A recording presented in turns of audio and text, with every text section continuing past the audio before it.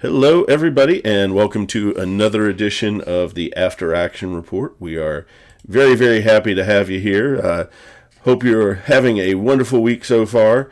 We want to remind you that we are brought to you by Admiral Tater's Ship Shop. So if you are looking for some new accessories to deal with your new fleet, because I'm sure you're expanding things like we have or trying out new things, well, now's the time to try some new accessories from Admiral Tater's Ship Shop. Right now, he is currently working on some really, really amazing obstacles, such as asteroids and debris fields that I think you'll like. Haven't got the new Thursday Night Armada video up with some samples on there, but once we get it up, check it out. You'll want to see those. Really, really great stuff there.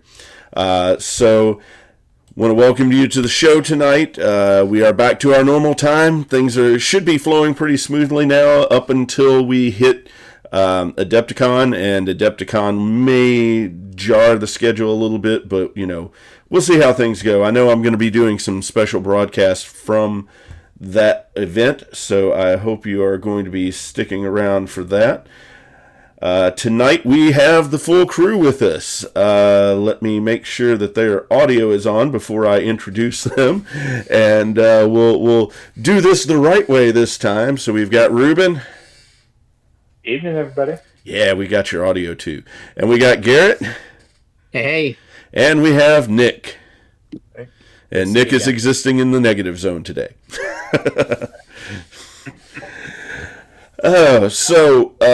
Before we really get into what the subject of tonight's video is really going to be about, which is, focusing on rebel officers, I thought now that we've had a chance to play around with the new rules some and see what our fleets were like, I wanted to give you guys a chance to comment on what you thought of the changes, first of all, and how is that affecting your fleet building.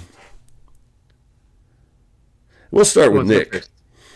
All right. So I've flown the same fleet now a couple of times. Just kind of been upgrading it. Using Commander Vader, the new Commander Vader, with heavy turbo laser towers or turrets. And I gotta say, I really love them. Sitting at 4 points, they're so cheap for turbo lasers. I'm running a Simoon with an Architens, both of them with a heavy on it, and I've come to find out that once you have like heavies on there, I don't care. It's a pretty interesting counter to ECMs, right? Because I throw a lot of red dice, and I say I don't really care about accuracying your brace. I'm going to reroll all my accuracies and just try to go for damage. I'm running weapon battery techs to help just turn accuracy into a crit, because my Simoon's running XX9s, and so I know you have ECMs, which means my most important accuracy is going to be negated by your ECMs. But now I'm just going to stick you with 11 damage and say you can brace it, but you're not redirecting it, you're not containing anything, you're just taking 6 damage straight through. And that has consistently been 2 face-up damage cards that are just a headache, and it is really funny to see it sticking. I can say from experience that was brutal. It hurt in our game. Mm-hmm. So. Reuben looked like he had a comment on that too, because he faced it too. Yeah, well, so I've played one list with the MC-80 command with CR90s. Well, no. MC-80 command, CR90, Assault Frigate 2A with Draven. I think that archetype might work. It's really rough around the edges. I think Draven has potential because he's so cheap, but I don't think he's a large commander. I think he goes in the slot with the torpedo frigate, the CR90B, CR90A flotilla, like 134 squadron MSU kind of composition. Because there's some officers we'll talk about tonight that I think he supports that play style really well. Last Thursday I played Akbal, Radis, Nesting Doll Super Drop. So you start with just a flotilla and a CR90 on the board, and you go pull out at somebody. So engine techs, ECMs on the CR90. I played into Bo. I think he's only been playing for a couple of months. He was playing Super. He had Palpy, NK7s, Ravager, uh, leading shots, no salvo, but he did have the Callus quad laser turrets rerolling stuff. Yeah. So, and I had Wedge, Dutch, Lando, Tycho, YT 2400 Rogue Squadron, so 102 points. It's very MC Ordnance, but my list was pretty much right on Tiger King World Tour from Patrick from last World, except MC75 Ordnance instead of the armored. I killed the Super in 3 turns, and I only got one double arc with the MC75 Ordnance. So it's a bunch of squads and turbo laser reroute circuits, and Lando on my asteroid tactics, regaining his defense token and setting the red to 2 damage like 3 times in a row. So it's a heinous amount of damage. The MC75 Ordnance still feels soft. I had Ramus on it, but now it's only 95 points base, so it feeling soft is reasonable for the points you pay base for it. Ordnance experts, expanded launchers, X-Rax does a ton of damage, especially when you have the Confire token to keep the red, swap the red around. He picked first player into me, so I didn't get to Grell's honor shriv him any. So still gonna have to play another game, see how that works out. This list I'm playing now is very, very much a staple. Like, I think this is a list that you will see at World, absolutely, based on what it does. I might try VCR90B, Ice Decker, Ryan variation of it with the overload pulls, but I'm not a gambling man that will rely on 5 blues to roll 1 crit that doesn't get evaded to win me a game. So I kind of like the Grell's Honor Shriv thing with X-Rax. So another game test, but like I feel really good about the point values of where the Rebel larges are. Yeah, that's cool. On Nick's thing, I really like how it's showing people are almost building fleets around these new turbos, instead of, building a fleet and then putting LTTs on them. Yeah. I think that's really interesting that it's flipped on its head again, as far as like, instead of just LTT's the answer, now you have to build around different options to make them work efficiently as LTTs. Reuben's definitely right. Radis is going to be huge at Worlds. It's going to be a real problem, I think, actually, for a lot of people. If you don't have an answer for how to handle like 12 black dice in one round, which most fleets can't. So it's going to be a lot of really interesting maneuvering around Radis players. But anyways, on to mine. I got to try out my trench fleet. I got to play 2 games, which was great. On Thursday, me and my opponent Kyle from Louisville, we moved really fast. Which is why the editing is taking so long. I've got two games to edit to get this in there. We didn't waste any time. So first off, the new Sand Hill with trench and invisible hand is just a lot of fun. Period. Just pure joy, because I was able to activate, off the trench token, 5 with just the command, right? Because I have expanded hangar base, and then I have because you get a token with trench, I was doing 6, and then I would Sandhill 7, so I was able to activate 7 squadrons at one time. And I really so Invisible Hand. I never played it before because it was really weird, but now that they fixed it, I love the fact that unlike rapid launch bays, I can choose to only launch like 1 vulture out of the hangar. So in our first game, I was able to launch as many vultures as I needed to kill his escort, which was just 3 vultures. And then I was able to do the other 4 commands to push all my hyenas. And I still had vultures on board the ship that next turn I could launch in a different direction. That was really fun. That was a good idea. let's see. Django Fett is awesome. I didn't get to use him as much the first game because my asteroid tactics had Anakin and Ahsoka like tied down. But in the second game, I got to nuke Anakin with Django and his ability to change a die to an accuracy to lock his scatter. So that was cool. Super fun there. The rogue, I had to like really think that he was rogue because I kept wanting to activate him. So that was neat. The fact that Trench and the Providence is cheaper and the Gazanti was cheaper, is wild. I was able to fit so much stuff. Like I had so many tricks. Just Rune Hako, Wat Tambor, 11 squadrons, a full Providence ship, a completely loaded hard cell with Beast of Burden, Bomber Command Center, Sandhill, Hondo, a Gazanti with flight controllers. It's just so much room for stuff. A lot of options here with Trench. This whole double dial thing, you could take it a lot of directions. And then on the flip side, my opponent Kyle, he was playing exactly what I wanted to play later, where he's got the Venator 2 with rapid launch bays, Arc 170s, Plo Koon Admiral, and Commander Wolf.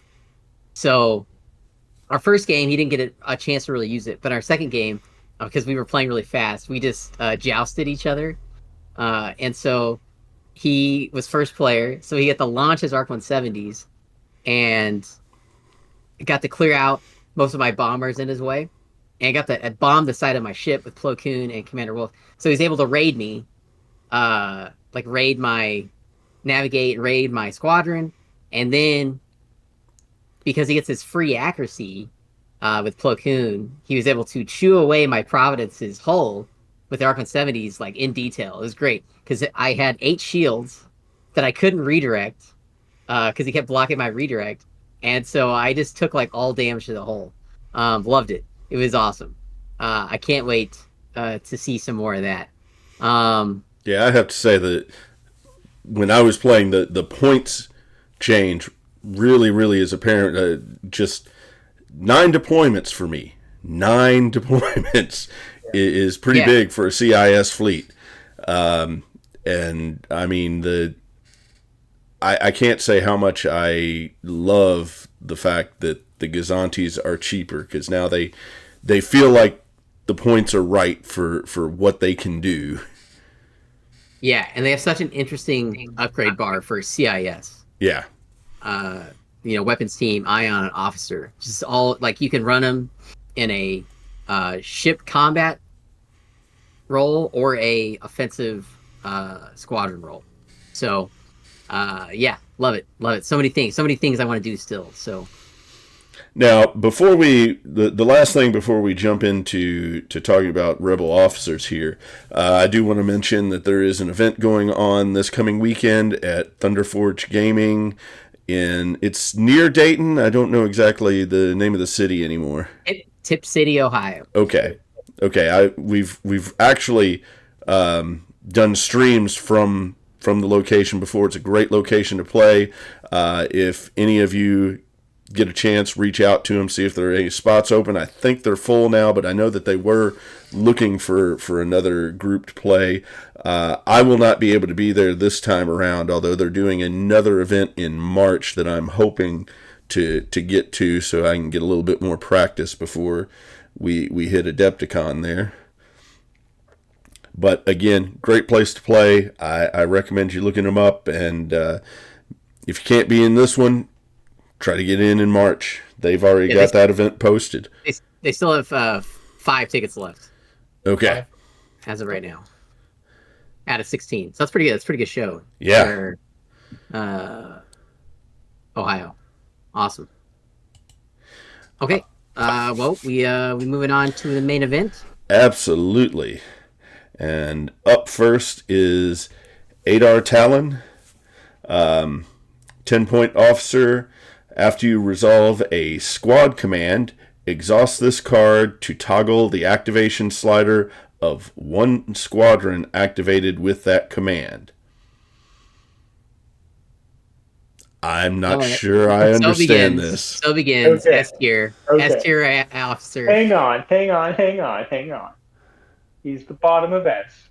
Okay, he's the lowest S tier card because he is 10 points. So let's do. But first of all, when the card says toggle the activation slider, it means move it back to the side that it was. So the squadron gets to act again in the squadron phase after it's been activated by a ship. You'll typically see this card on a GR75 with boosted comms and Bomber Command Center. If you need Bomber Command Center, you dial plus token, you activate 3 squads. Lando goes and yeehaws a flotilla, does 2 immediate damage to it, and then you unactivate Lando with Adar Talion, and in the squadron phase, Lando then kills the flotilla.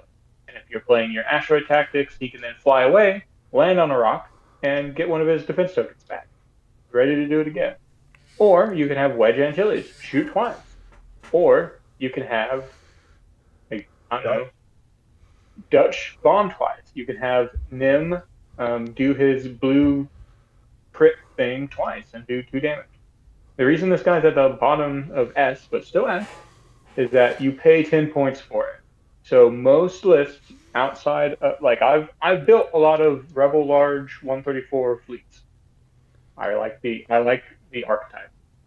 It's really, really hard to fit him in, and the CR90A and a large that's kitted out to do this stuff.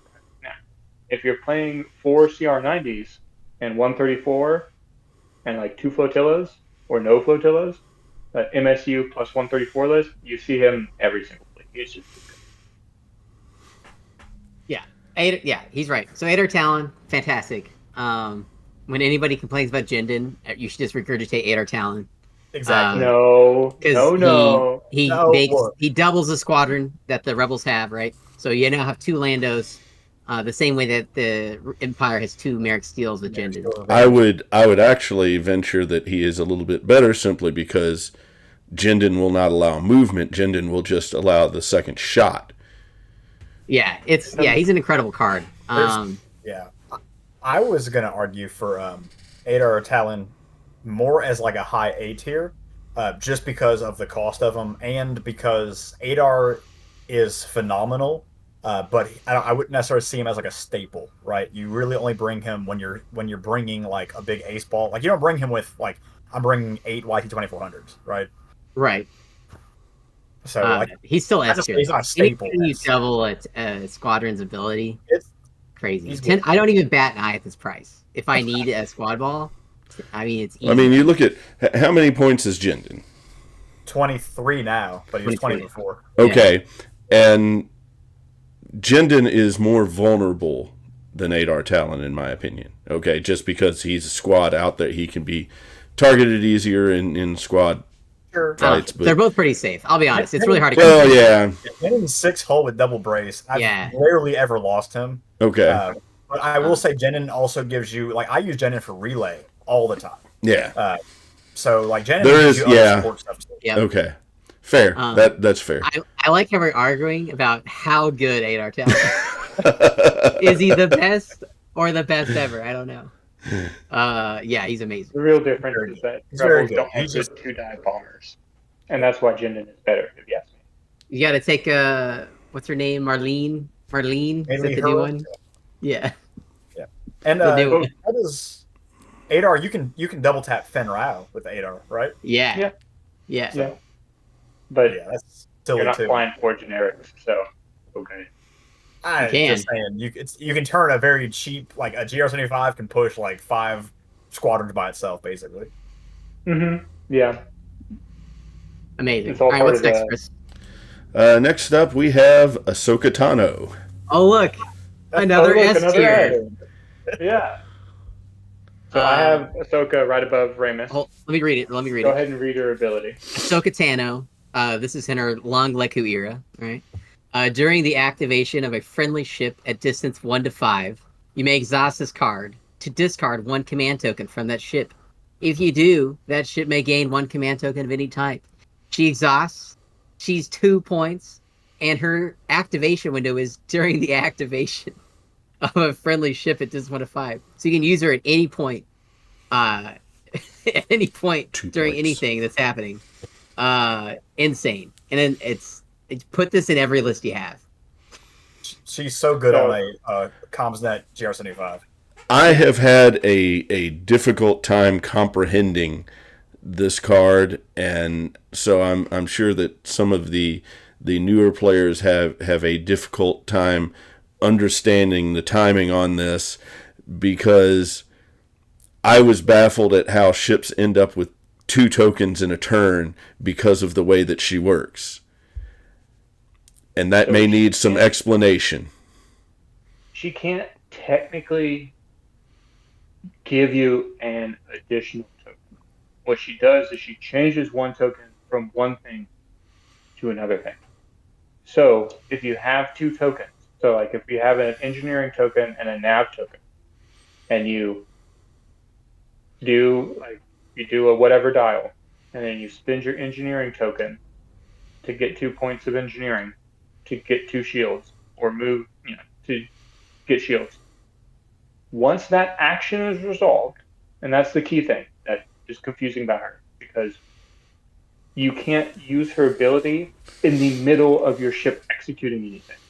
So you can't be in the middle of a Z step of doing a attack, like a battery attack, and swap to get yourself a Confire token. So you can't be like in the middle of re-rolling. Like you have to do it before. But if you go into that and like before you start attacking, like you go, okay, we're going to start attacking with my ship. I'm going to exhaust Ahsoka, turn this squad token into a Confire token. Done, right? You can't be in the middle of doing a squadron activation and go, oh, I really think I need 1 more squadron here, so I'm going to change my engineering token into a squadron token. And do that. You have to do it before. So before you do anything. Yeah. So typically you'll see it like after the reveal dial step, and then you choose and you go, okay, I'm choosing blah, right? After you've made that choice, there is a window there, and that's why she's really, really good with Ramus, because after you've done that choice, there's a little gap in the timing of everything before you actually like resolve anything at the start of the ship's activation. So that's when you can swap one of the tokens the ship has, to something else, so that Ramus gives you the second. And that's like the most complicated part of how Ahsoka works. Yeah.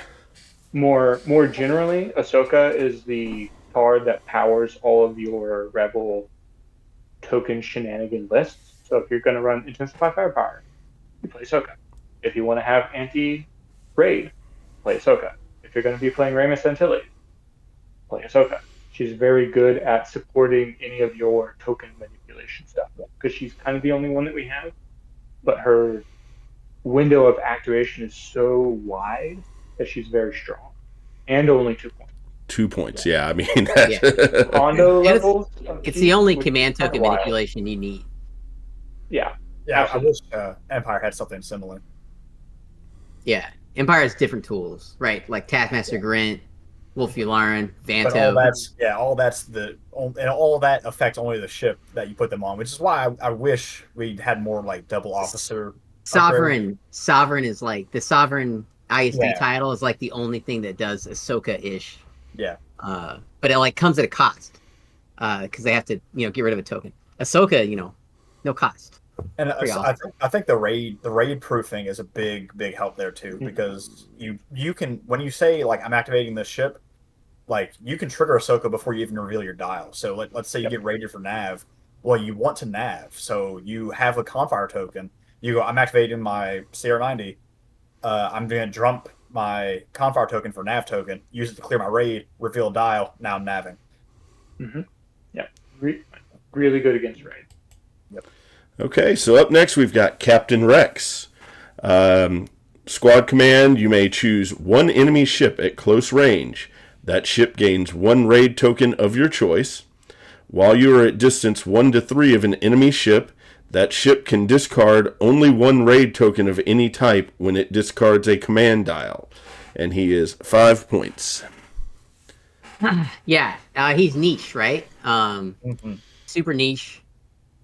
I think the only time I've seen this card used really well in person was outbound flights. at Worlds in like 2022 or something. His blue beam Rebel fleet with CR-90Bs.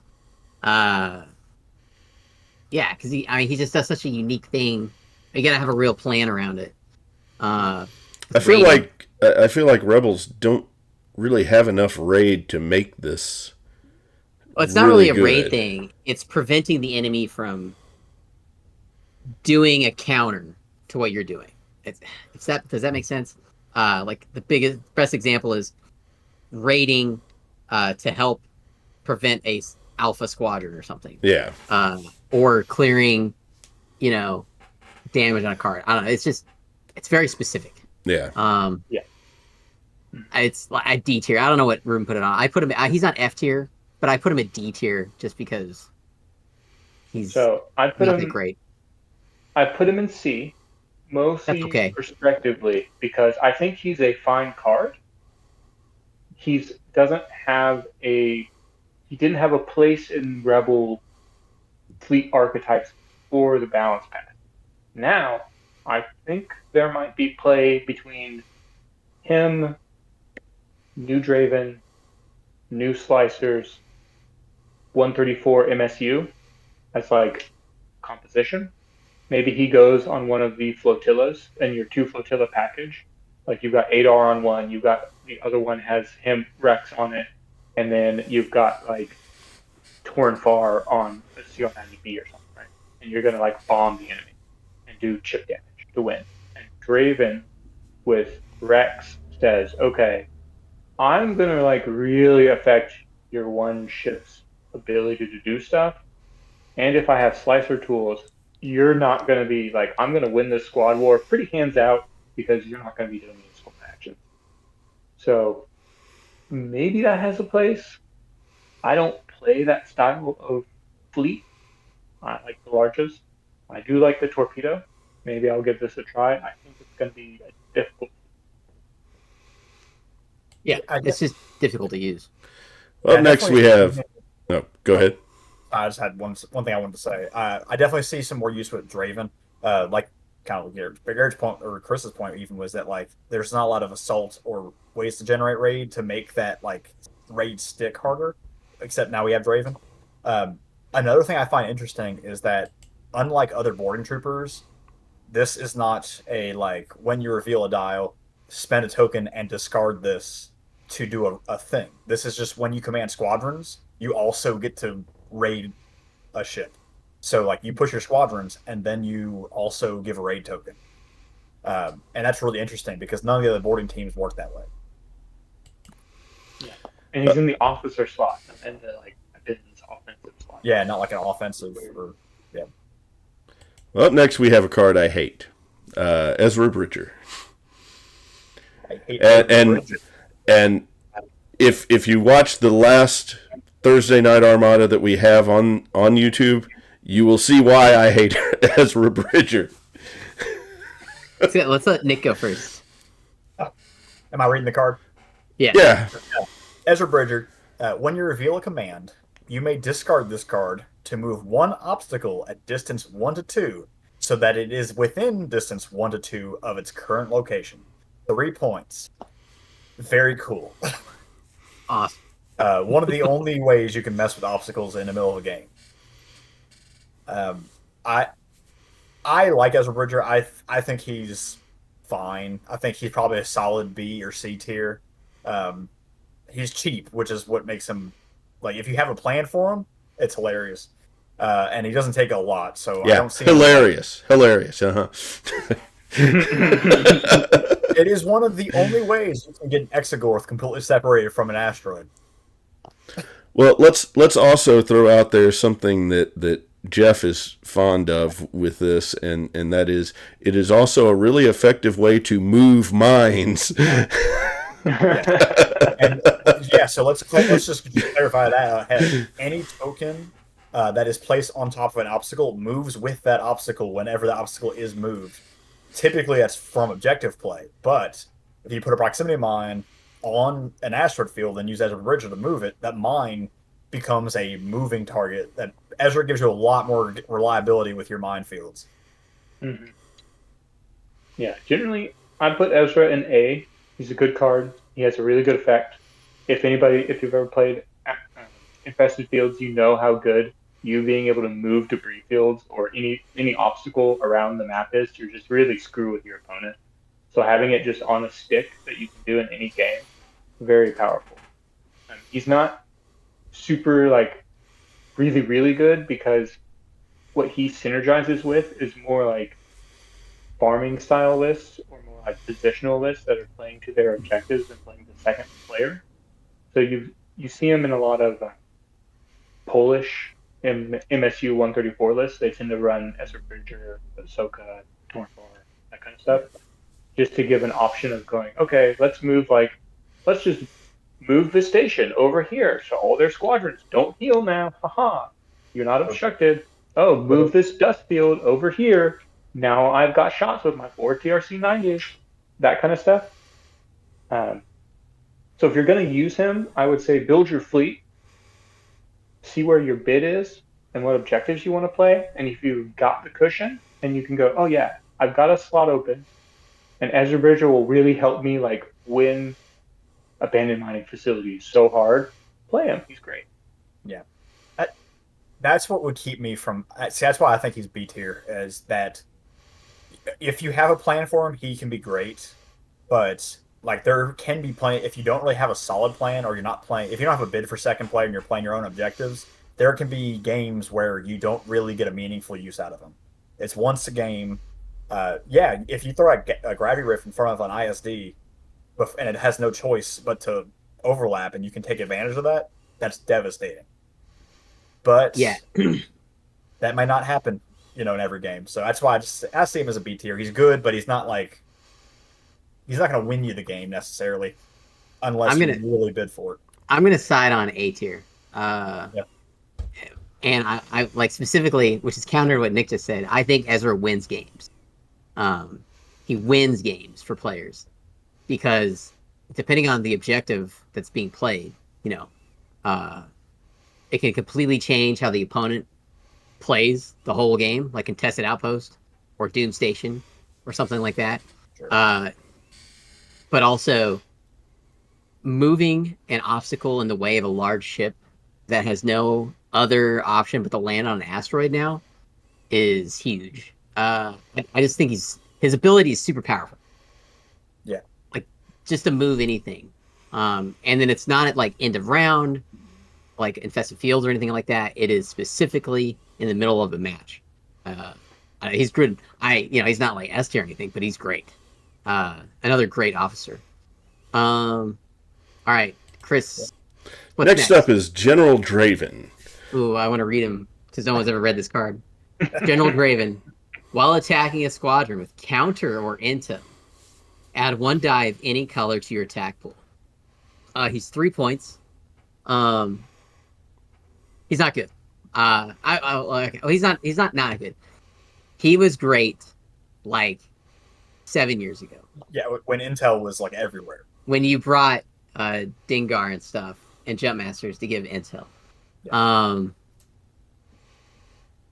There's no ships the rebels have that have room to put Draven on that are a flak boat. There's no flak boat rebel ships that have the space to kick off like Rhaenys or Adar Talon or Torn Far or anybody else that matters.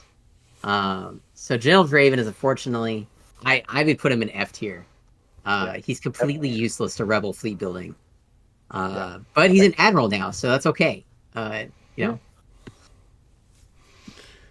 Sounds like we just don't need to talk about that one. There's not much to say. No, we'll just move on to Krysta Agate.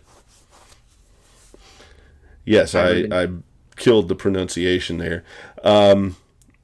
Red or blue crit, you may exhaust this card to ready one of your exhausted defense tokens. You can resolve this critical effect during a salvo attack, and she is 5 points. So one thing to clarify there, this is a rule that doesn't come up that often. During salvo attacks, you can only resolve the standard critical effect. So this is the only crit you can ever pull during a salvo attack. That's why. Fun facts with Nick. I was gonna say that's getting that out front because that's not a rule that comes up very often. Yeah. And she was this card as officer version of her was also released with the Starhawk, and you can see very clearly why it was designed the way that it was, because it tried to get people the opportunity to play the Starhawk without Krysta Agate commander, and it failed. That's why you run on the Starhawk. Commander Agate commander. Now, so when we're talking about rebel larges and officers, there's a whole package of S tier and A tier defensive officers that you take. And then there's Krysta Agate. And Krysta Agate says, hey, I'm a defensive officer too, with contingency. Like, I kind of work how all these other people work, and I could be good doing other stuff. But you could pay 25 points to have the Admiral version of me if you want a commander that does something else. That position may exist now in the game. Maybe. Because maybe you say, well, instead of Walix and getting it once, I'm just going to refresh my ECMs on my AD command when I'm playing Medine and pushing squads. I don't need to crit you for a face-up by a bombers. I'm going to refresh my defense. 5 points, maybe it's playable.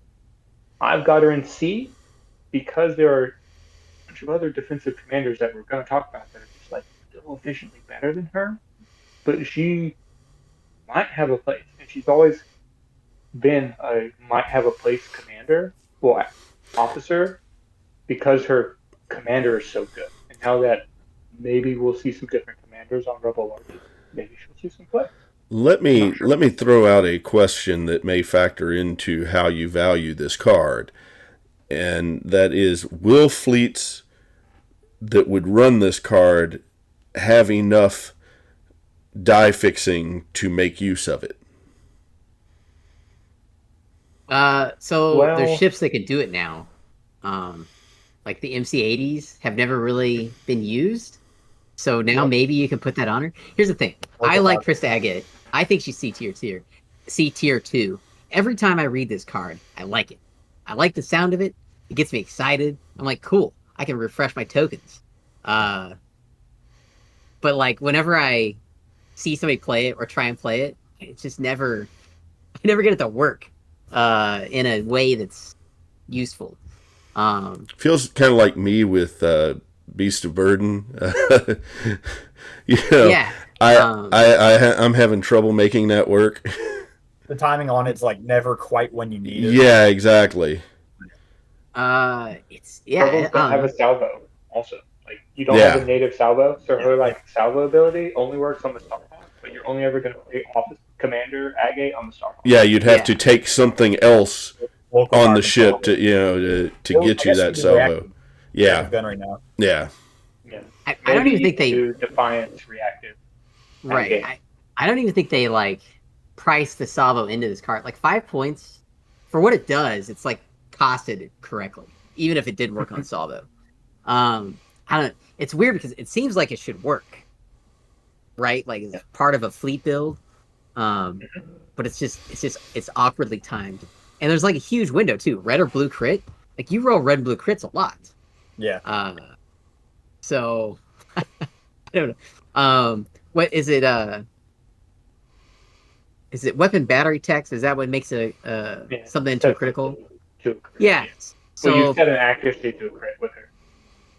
So maybe she's useful on something like if you have 2 MC-75s and one has Walix, you could put Krysta Agate on the other one. Maybe instead of like Lando as the second defensive officer. Sure. Yeah, maybe. I don't know. I mean, just based on the way that you guys are talking about this and the difficulties I'm envisioning in my head, I'd actually put this down to a D. I really would. No, I don't think so. I still don't think so. Like getting to flip a token, even if you don't have salvo, it's just the timing on it is really difficult because the ship that you're going to have this on, you're trying to, especially if you're first player, you're trying to engage last with that ship. So then you're not worried about what you did, and then you hit first and run out. Okay, so the window there, when you want to use it, you're not going to be using it. That's my perspective on it. And the only timing that I really see using Krysta is that you're on a pickle. You have 134 squads, and you're either taking some chip shots or you're going to alpha strike, do all your stuff, and like if I get chip shotted, refresh the token, and then I'm ready to get shot some more. Or we're going to be in a position where I go last, shoot you, refresh my tokens for when the squads come in. It's usually only like that. Yeah, like, it's awkward. 80. I have an idea. Yeah. If you put her with fire control team on the Rebel Province, because then you can use her ability and a standard crit. Right. Yeah, at the that. same time. I have another crit. Yeah, that. And it has a salvo. Okay. I Or was like gonna say- Liberty, MC80 Liberty with fire control teams, and then you can have like XX9s or whatever turbo laser crit, and then her effect with like Medine. I'm still feeling D. I'm just not loving it. I want to compare her to Riva in the Empire. Riva is, if you have shields while defending, you can exhaust her to flip a token, right? So it's very similar to the token. You'd see Riva a lot like on something like the Super that's going to be getting shot a lot and be spending its tokens. Most ships don't need to refresh tokens in the middle of a turn because they're not generally not going to be getting shot by that many big attacks in the turn. So that's why like I see her being more useful on something like a Providence or Starhawk, where it's going to be like your centerpiece and you're expecting it to get shot multiple times in a turn. Riva doesn't go on like a Victory Star Destroyer because if it gets shot that hard twice, it's already half dead. Okay. Yeah. So leave your opinion on this in the comments. We have discussed this card enough, I think. I like it. It's one of the most interesting cards, I think, in the Rebel. Yeah. Like with like its implications, because like you got to build around it. That's the puzzle, right? Well, next up we have a card that is difficult because the squad is so good. Are we going to use this? And that is Lando Calrissian. Oh, he's still good. Oh my gosh, yeah. Who's reading this? I'll read it. Lando Calrissian, old Billy D himself. While defending, during the spend defense token step, you may discard this card to force the attacker to re-roll one or more dice of your choice. He's 4 points. This card has completely bungled my attempts to kill so many MC30s and ships in this game. Because he can take all your dice, and I don't know what it is. It's the magic Billy D God coming down, and he makes all your dice blank. There's like a curse in this card. It's great. It's A tier. I'm gonna put it A tier, because it's not always a sure thing. But like, holy smokes, this card's amazing. Yeah. I've had so many like cool shots, especially I think Reuben, were you running Lando when I played you? Yeah, it was on the assault frigate. Yeah. Okay. So I did all my dice fixing and all my rerolls and all my cool tricks, and you went roll all your doubles. And I went, and you took like 13 damage down to like 7. I was like, well, I guess he can't do it again. Yeah, I think it's really important to I wish they did not put that number 1 on there, because that kind of locks some people's heads on that number 1, but it says 1 or more dice, so you can make somebody re-roll their entire die pool if you want to. Oh, everything but the blanks. Yeah. He's in the triangle of the good rebel defensive officers, and he's for your MC30s, your smaller ships, and the people who are luckier than me or prefer like the bell curve ends of it. I mean, crack open your Colt 45 and make your opponent re-roll all his doubles and see what happens. And he's like, with aspiration, foresight, like those things where you have like the iterative abilities, he can definitely replace expert shield techs if you don't expect to see a lot of squads, and you're going to make that one like drive-by attack with your torpedo really, really good card. Or like you do your radish drop and you've got Lando on your MC75 and their big shot haymaker back at you before you just break the spine of their ship. reroll all the doubles. Yep. Like, good card, but I have him at A because he's not as consistent as what I class as like the S tier defensive commanders or officers. Okay. And I do want to say one thing about timing on him. Because it's during the spend defense token step, your opponent has already spent accuracies and such to lock down your dice. So it doesn't give you a way to protect yourself from getting locked out. It's primarily for like your newer players and stuff who might be listening to this, but he is really good when you do get locked out of your brace and redirect tokens, and you just have to have a Hail Mary, like, well, I need to mitigate as much damage as I can. All right. So next up, we have Leia Organa. Who's reading it? Nick's turn. I'll do this one. Okay, Leia Organa. When you reveal command, you may choose another friendly ship at distance 1 to 5 and change that ship's top command to your revealed dial. 3 points. This is another officer that you see on a GR75 sitting in the back. And This is rude. I think she's great. I think Leia Organa is very strong. Leia is just rude. I'm gonna say I think she's S tier. Oh, yeah. For her. Yes. S tier, phenomenal. I think the coolest thing about her is I knew she was a good officer before I knew how to play Armada. Like she came in the core set like originally, and like I read this ability, and I was like, well, this seems important. Like 10 years ago or whatever. Yeah. This is like insurance, right? For your large ships. And she became even better when the Starhawk came out because it's Command 4. And I think she's going to get more use now that Rebel Larges are cheap again. I mean, there's you no ran this on situation Brick where... Fleet, right? Reuben? Brick Fleet? You had this in, she was in there? Oh, wait, I think he's frozen. I think we lost Reuben. We lost Reuben. Oh, no. Reconnect Reuben. That's bad when we're talking about Rebel stuff, losing Reuben. But I don't see any scenario in which she is not useful, you know? So she would not be useful when you're flying a bunch of Command 1 ships, right? Yeah, I suppose that's fair. That would kind of be the only time that I would say. But even then, like, she's like Slasher Tools insurance, right? Yeah. Like, yeah. Let's hear Reuben's thoughts on Leia now that we've got him back.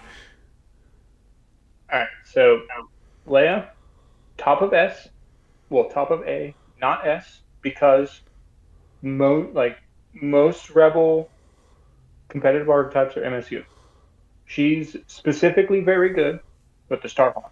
Now, I've played a lot of Leia Officer because I play a lot of Starhawk, and I play a lot of Rebel Providence. So when you're playing Brick Fleet, when you're playing Farmhawk, having Leia to go, okay, well, do I need to engineer or nav turn 3 and turn 4? I don't know the answer. So I'm going to go nav, and then engineering the rest of my stack with the Starhawk. Then, when you're looking at your activation sequencing for turn 3, you can go, okay, I'm going to delay with my Starhawk. Do I need to nav, or do I still need to engineer? And then you have Leia flip you to whatever you need. Or you know you're okay, so she's fine. And she can just take whatever token and do whatever she wants. And she stops you from getting sliced if you're worried about slicers, which is probably going to be more of a thing now than it was. So really, really good card, but it's specifically because of she's only A because she's only really, really good with larges. And there's a bunch of other archetypes that... Listen, Leia stocks are up because larges are down. All right. Yeah, Leia I mean, stock. yeah. She has been pushed over into the S tier. So we are going to be running over a little bit tonight, so let's just go ahead and move along here to Major Durlin. Before you suffer damage from an attack, you may exhaust this card to reduce the total damage by 1, and he is 7 points. I feel like this is good but expensive. No. Yes, he's expensive. He's A. I've run him. He's good. Yeah. Now, specifically, he's good when you layer him with EST. Or you Okay. have ESPs on one ship and you have Durlin on the other ship. And you have PDIC. And you go, okay, reroll. Okay, you roll down to 1, Durlin, 0 damage. Get out of here. Like he's an anti one die bomber guy. So if you need that specifically, if you're running like 2 ships and you already have Ramus, you already have Whalix, and you want to have like EST on one ship and Durlin on another, it's good. He's expensive for what he does, but in a game you're reducing your damage by 6, which can really just turn squad balls off. Okay. Yeah, I love him. He's great. Easily A tier. Easily. It's so annoying when you do a bunch of work and then they're like, brace. They're like, evade, cancel, brace, Major Durlin to 0. Yeah. I'm like, okay. Yeah, Well, next. Reduce damage is amazing. So. Yeah, it didn't sound like we had a lot to elaborate on there, so let's just move on to Ramus Antilles. Yeah, Ramus Antilles. When you reveal a command, you may gain 1 matching command token without spinning the command dial. He's 7 points, and he's another S tier officer. No questions asked. Phenomenal. So useful. Pair Ramus with things like Tantive 4, Ahsoka. It's so useful. Yeah, he has amazing synergy with Ahsoka. Yes. I could definitely see that. Yeah. Because, again, with the timing, you can gain the token from him and then use that to get something else and then choose the token from the dial. Mm-hmm. And when you have like 2 of the same command in a row and you have Ahsoka, he doesn't burn his own token because you just reveal the dial, trigger Ahsoka, change to what you need, get another token of the copy of what you just revealed. Yeah. Yep. Great card. Yeah, and 7 points, even though he's kind of expensive, that's kind of what we see with a lot of the token. There's like 3 Imperial officers that are also 7 points that all do token generation. So 7 points is a lot for an officer, but it's consistent with what we see throughout the game. So at 7 points, he emphasizes just how good Ahsoka is. Yeah, he fixes so many fleets that just need a token. He's really good at squadron fleets. I'm probably going to see more of them, actually, now that larges are back in. Yeah. Love it. What's next? Next up, we've got Sabine Wren. At the start of the ship phase, you may discard this card to place 1 proximity mine token in the play area at distance 1 to 2 of an obstacle and beyond distance 3 of enemy ships. She is 4 points. I know people who like this card. She's okay. She's pretty good. Like, you discard her, you put the mine and the arc that you're going to go bomb with your rogue bombers when you're flying Rebel 4 CR90s and rogue bombers, and you go, okay, you can shoot this token, or you can flak all my squadrons. Your choice. For 3 points, or you can, and then like they flak your squadrons, they don't quite move right, you get 2 free damage. Yeah, Sabine's good. She's good when you layer it with Matt Martin and just objectives that have mines, and then if you have room, bring proximity mines. I don't know. She's just useful, and she's got good placement of where you can put something. It's okay. I mean, what did we say? What did you say? I'm gonna say solid C tier, average card. Yeah, she's like B. I'm thinking C, and primarily because the token has to be outside distance 3 of enemy ships, which means you can't just like immediately put it where somebody's going to land. Sometimes ships can get out of it. The other aspect to it is that you can't place it on an obstacle, so therefore you cannot obstruct it, which is a tactic that a lot of people like with mines. So yeah. But you can always place it behind an obstacle, like it. But then it has to be in the right perfect position. Yeah, there's that there. And she's your officer slot. That's the opportunity cost for me is kind of where, like, if you're running like MSU and you have a lot of ships and a lot of free officer slots, that's one thing. But it's It's just important when you place it. You just place it to where the enemy can't flak it. Yeah. Which is it's helpful. It bakes it in with beyond distance 3 because it's usually beyond medium, so they can't even LTT it. That way the enemy has to move in and waste time shooting it next turn. But again, it's okay. We could probably move on. All right, next up is one that I know people are going to enjoy talking about, Turin Far. Oh look, another S tier. It's probably, I would say this is probably the best Rebel officer. Mm-hmm. If not top 2, yeah. Yeah. Her and Walix. I mean, her, Walix, Ramus. That's who's good. Avon. It gets pretty scrappy up at the top. Yeah.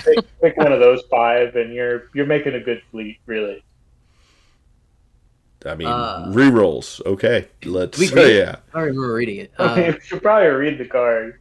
While another friendly ship or squadron at distance 1 to 3 is attacking, it may re-roll 1 blue die. She's 7 points. It doesn't listen. At distance 1 to 3 doesn't seem very far, but it really is really far. Huge bubble. Because it's at distance. So like all you gotta do is reach plastic to plastic of a squadron base, or the plastic nub of the ship base. That's really far. This card is used all the time. It's almost like people roll dice as Rebel players, and I just instinctively know Torn Far. Reroll the blues. Torn Far. And it happens every single roll. Yep. You're shot. Yeah, it does not exhaust, so you know. Yep. Everything. It's good. Ship versus ship, squadron versus squadron. It's just whatever you're doing. Yeah, she's almost necessary for squad balls. Yeah. Yeah, you don't put her on a large, and you have a huge bubble. Yeah, you don't have a lot of. Now we have the MC-75, so now we're going to see some more flight controller stuff. But before, we didn't have a lot of access to good flight controllers platforms, but now we do. So now I think you're probably going to see some stronger squad alphas out of Rebels. The issue now becomes speed, because Rebels are classically a lot slower, and that's why you see the YT-2400 so often, because it's actually speed 4. So now, Torn Far, a good flight controller's platform, E-wings down a point, maybe we can see some more like tempo offensive Rebel squad balls. So, playing with some other stuff, but flying some rats right now is really fun. We'll get around to doing the squad large stuff that I love. Yeah, amazing. And then we've been talking a lot about Walix. So Walix Blissix. Yep. When you activate, you may discard this card to recover one of your discarded defense tokens. 5 points. S tier. Yeah. This is an amazing card.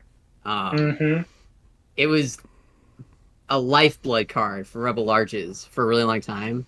And now that Rebel Larges are cheap, now they're this is dangerous. This is a dangerous card now, right? Wow. There's not much to say, guys. I mean, you get a defense token back, so you can just freely burn tokens. And there's multiple ships in Rebels that can take 2 officers. Yeah. No, I know. I've had the light in my opponent's eyes fade many a time when my Agate Starhawk has Walix on it. And they're like, oh, got you down to 1 brace. And then I activate, shoot them with my double arc, and then I just get my brace back. And I'm like, all right, I'm still here to tank, boy. I'm going to kill that other Venator, too. Yeah. Yeah, it makes, especially like an Agate Starhawk with Walix Blissix. I mean, it's not even worth shooting the ship. It is so hard to kill. Yeah, unless you can average 13 to 15 damage for 2 to 3 rounds. I mean, you can't shoot it, you can't kill them. It's impossible. Yeah, there's so much damage mitigation. Just getting it, Agate letting you discard anything to spend it, and then just going and I get it back, so I barely even spent anything. Well, we will round out everything here with Wedge Antilles. Before the end of the squadron phase, you may spend 1 squad token to choose up to 3 friendly non-unique squadrons without strategic at distance 1 to 5 Those squadrons gain cloak until the end of the round. This is going to take some explanation. So, Reuben, explain it. And it's 4 points. So, you activate your ship. You take a squad token. Your ship in this case is always going to be a GR-75. You go until you do your 2 move and you pass, because you're GR-75 with nothing on you except CommsNet and Wedge. At the start of the squadron phase, you discard the token that you banked. Now, choose 3 non-strategic, not generic squadrons at distance 5. Those squadrons can now move. At the end of this squadron phase, they can move within distance 1 of themselves, their location, ignoring engagement. So you can make things faster. You can manipulate your engagement. You can move around your escorts. You can get your snipe E-wings out of regular combat into just snipe range. You can move closer to the enemy so that you can bump yourself forward and then alpha. But the easier way to do this, that doesn't have to jump through all these hoops, is just have fighter coordination. And it's in the support slot, which is a much less competitive slot. We were talking about all these S-tier officers that we've been talking about all night. So you don't see them that often. And like, if you're gonna play B-wings, just take the Rebel Providence with Ninja Tech and Fighter Coordination team. Now the B-wings go twice. They go boop, boop, instead of having Wedge like move them around and have to be exactly within distance 5, which can get annoying sometimes, but it's not often. I want this card to be better. Like, I'm through a bunch of the Alphabet Squadron books now. I just really like Wedge Officer as a character. And this ability is interesting. It was pretty right for him. It's like a thematic thing that he would do, because he's leading these people. And he's the best starfighter ace that's not a Jedi in the New Republic. So, like, it makes sense that he's really good with generic squadrons, but like, Yeah. X-Wings don't need him? The E-Wings are kind of like, we don't know. He's niche. I'm gonna say he's C tier average for what he does. He can make B-wing balls with fighter coordination team and Wedge combined. Push them across the board all at once. Yeah. Which is, I think, the most important thing for his ability. But I could see him being B tier if you got the right list out of it, right? Like you're saying, the B-Wings, Fire Coordination Team.